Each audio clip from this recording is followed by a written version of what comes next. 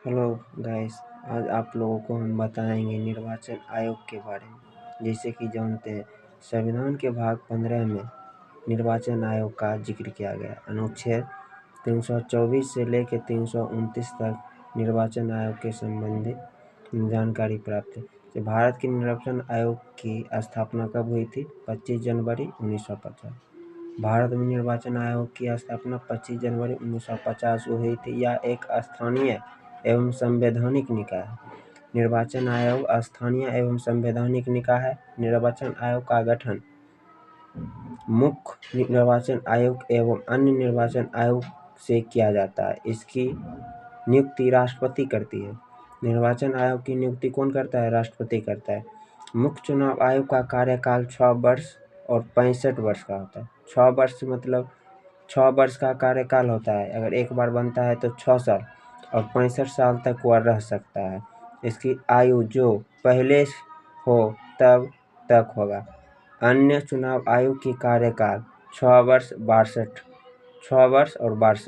मतलब 6 वर्ष तक उसका कार्यकाल रहेगा और 62 तक उसका लास्ट एज रहेगा। अन्य चुनाव आयोग पहले यह एकहरी चुनाव आयोग था। मुख्य चुनाव आयोग एवं अन्य चुनाव आयोगों का सर्वोच्च न्यायालय के न्यायाधीश के बराबर वेतन मिला। मतलब चुनाव आयोग का वेतन सर्वोच्च न्यायालय के मुख्य न्यायाधीश के इतना वेतन दिया जाएगा। सर्वोच्च न्यायालय का मुख्य न्यायाधीश इतना वेतन, जैसे 2,50,000 रुपया है, वैसे ही इनको ही 2,50,000 रुपया चुनाव आयोग को दिया जाता है। पहले चुनाव आयोग एक सदस्यीय आयोग था। चुनाव आयोग में पहले एक सदस्य होते थे। अब 1993 में 3 सदस्यीय चुनाव आयोग कर दिया। 1993 में 3 सदस्यीय चुनाव आयोग कर दिया गया था। निर्वाचन आयोग के मुख्य कार्य, निर्वाचन आयोग के कार्य के बारे में आप लोग जान जाइए। वह देखिए, निर्वाचन आयोग चुनाव क्षेत्रों का परिसीमन करना, मतलब चुनाव क्षेत्रों का निरीक्षण करना चुनाव आयोग का काम है। मतदाता सूचियों की तैयारी करना चुनाव आयोग का कार्य है। विभिन्न राजनीतिक दलों को उनका चिन्ह देना चुनाव आयोग का काम है। चुनाव करवाना चुनाव आयोग का काम है। राजनीतिक दलों के लिए आचार संहिता तैयार करना चुनाव आयोग का काम है। राजनीतिक दलों के आचार संहिता लागू करना चुनाव आयोग का काम है। निर्वाचन आयोग की स्वतंत्रता के लिए संवैधानिक प्रावधान। निर्वाचन आयोग के लिए स्वतंत्रता के लिए संवैधानिक प्रावधान। निर्वाचन आयोग एक संवैधानिक संस्था है। निर्वाचन आयोग एक संवैधानिक संस्था है, आपको हम पहले भी बता चुके हैं। अर्थात इसका निर्माण संविधान ने किया। इसका निर्माण किसने किया? संवैधानिक निकाय है तो संविधान इसका निर्माण किया है। मुख्य चुनाव आयोग एवं अन्य चुनाव आयोग की नियुक्ति राष्ट्रपति करता है। मुख्य चुनाव आयोग एवं अन्य चुनाव आयोग की नियुक्ति कौन करता है? राष्ट्रपति करता है। मुख्य चुनाव आयोग को महाभियोग जैसे प्रक्रिया से हटाया जाए। जैसे सर्वोच्च न्यायालय के मुख्य न्यायाधीश को संसद द्वारा महाभियोग द्वारा हटाया जाता है, वैसे ही चुनाव आयोग को महाभियोग द्वारा हटाया जाता है। मुख्य चुनाव आयोग का दर्जा सर्वोच्च न्यायालय के अन्य न्यायाधीशों के समान होते हैं। मतलब सर्वोच्च न्यायालय के न्यायाधीश का जितना वैल्यू रहता है उतना चुनाव आयोग का भी वैल्यू रहता है। नियुक्ति के पश्चात मुख्य चुनाव आयोग एवं अन्य चुनाव आयोगों की सेवा शर्तों में कोई आभारी परिवर्तन नहीं किया जा सकता है। मतलब जब वो अपने कार्यकाल में रहेगा तो उसके फैसिलिटी में कोई कमी नहीं आएगी, कोई संशोधन नहीं किया जाएगा। मुख्य चुनाव आयोग एवं अन्य चुनाव आयोग का वेतन भारत की संचित निधि से दिया जाता है। मुख्य चुनाव आयोग एवं अन्य चुनाव आयोग की वेतन भारत के संचित निधि से दिया जाता है। मुख्य चुनाव आयोग एवं अन्य चुनाव आयोग का वेतन भारत की संचित निधि से दिया जाता है। हम देखिए, आप लोगों को बताएंगे सबसे पहले इलेक्ट्रिक मशीन से वोट कहाँ पर गिराया था। देखिए, इलेक्ट्रिक वोटिंग मशीन केरल के पारूर विधानसभा में 50 बूथ पर पहली बार वोट किया गया था। यह मशीन से ईवीएम से किया गया था 1982 को सबसे पहले ईवीएम मशीन का प्रयोग केरल के राज्य में किया गया था 50 बूथ पर। 1998 में 1998 मध्य प्रदेश एवं राजस्थान एवं दिल्ली, मध्य प्रदेश, राजस्थान, दिल्ली में ईवीएम का प्रयोग किया गया था। ईवीएम का 1999 में पूरा चुनाव करवाने का श्रेय गोवा राज्य को दिया। गोवा राज्य में 1999 में पूरा ईवीएम से ही चुनाव हुआ था पहली बार। और 2009 में आम चुनाव एवं सभी विधानसभा आम चुनाव एवं विधानसभा चुनाव सभी ईवीएम से ही हुआ था। कब? 2009 में पूर्ण रूप से।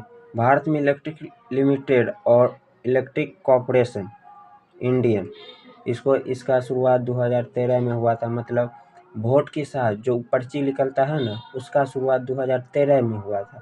सबसे पहले इसका नागालैंड में प्रयोग किया गया था। हाँ, नागालैंड में सबसे पहले इसका प्रयोग किया गया था 2013 को नागालैंड में प्रयोग हुआ था। राष्ट्रीय दल का दर्जा हासिल करने के लिए आवश्यक शर्त, राजनीतिक दलों का दर्जा करने वाले पार्टी को आवश्यक शर्त होता है वह कम से कम 4 राज्यों में अपना पार्टी को टिकट दे और उसमें कम से कम 6% से अधिक मतदान प्राप्त करे एवं 6% से अधिक मतदान प्राप्त करे एवं कम से कम 4 सीटें वह जीते। नहीं तो कम से कम वह 4 सीटें जीते, तब उसको राजनीतिक दलों का दर्जा दिया जाएगा, तो राज्य पार्टी का दर्जा दिया जाएगा। और नहीं तो कम से कम 4 राज्यों में उनका पार्टी चुनाव लड़ रहा हो, उसके बाद उसको राज्य पार्टी का दर्जा दिया जाएगा। वर्तमान में मान्यता प्राप्त करने वाले राष्ट्रीय राजनीतिक दल, जैसे भारत जनता पार्टी यह राजनीतिक दल है जिसका चुनाव चिन्ह है कमल छाप। भारतीय राष्ट्रीय कांग्रेस पार्टी, इसका चुनाव चिन्ह है पंजा छाप। यह सब राष्ट्रीय राजनीतिक दल है। बहुजन समाज पार्टी, इसका चुनाव चिन्ह है हाथी छाप। सिर्फ असम को छोड़कर इसका चुनाव चिन्ह है हाथी छाप। भारतीय कम्युनिस्ट पार्टी, जिसे मार्क्सवादी भी कहा जाता है, इसका चुनाव चिन्ह है हथुआ और हथौड़ा और तारा छाप है। नेशनल पीपुल कांग्रेस, इसका चुनाव चिन्ह है पुस्तक। इसका चुनाव चिन्ह नेशनल पीपुल पार्टी का चुनाव चिन्ह है पुस्तक। आम आदमी पार्टी झाड़ू छाप, आम आदमी पार्टी का चुनाव चिन्ह क्या है? झाड़ू छाप। मतदाता का अधिकार कानूनी अधिकार, आप लोग ये याद रखिएगा, मतदाता का अधिकार कानूनी अधिकार है, मौलिक अधिकार ये नहीं। मतदाता का अधिकार कानूनी अधिकार है, ये मौलिक अधिकार नहीं है। जैसे देखिए तेलुगु देशम साइकिल छाप राजनीतिक दलों के चिन्ह बता रहे। तेलुगु देशम साइकिल छाप है जो आंध्र प्रदेश में कार्य करता है। समाजवादी पार्टी साइकिल छाप जो उत्तर प्रदेश में है। समाजवादी पार्टी साइकिल छाप उत्तर प्रदेश में जो है पार्टी है। झारखंड मुक्ति मोर्चा तीर कमान, यह है झारखंड में पार्टी है, झारखंड का पार्टी है। तेलंगाना राष्ट्रीय पार्टी कार छाप, तेलंगाना में है। नेशनल कॉन्फ्रेंस हॉल, इसका चुनाव चिन्ह है हॉल, जम्मू कश्मीर है। राष्ट्रीय जनता दल लालटेन, इसका चुनाव चिन्ह है लालटेन छाप जो बिहार में पार्टी है। राष्ट्रीय जनता दल इसका लालटेन छाप है, बिहार में है, बिहार और झारखंड में कार्य करता है। और जनता दल यूनाइटेड, जिसका चुनाव चिन्ह है तीर छाप जो बिहार में कार्य करता है। जनता दल यूनाइटेड जिसका तीर छाप है जो बिहार में काम करता है। जैसे LJPR लोक जनशक्ति पार्टी, इसका चुनाव चिन्ह है बंगला छाप जो कि बिहार में काम करता है। वह पार्टी LJPR रामविलास लोक जनशक्ति पार्टी, जिसका चुनाव चिन्ह है हेलीकॉप्टर छाप जो कि बिहार में काम करता है। और बीजेपी का चुनाव चिन्ह है कमल छाप जो कि ओवरऑल इंडिया में, और कांग्रेस का है पंजा छाप। आप लोग जब का पता ही होगा। आपको लोगों को इस वीडियो कैसी लगी है आप कमेंट करें, और मेरे वीडियो इसी के साथ समाप्त हो रहा है। आप लोग कमेंट करें और चैनल को ज्वाइन करें।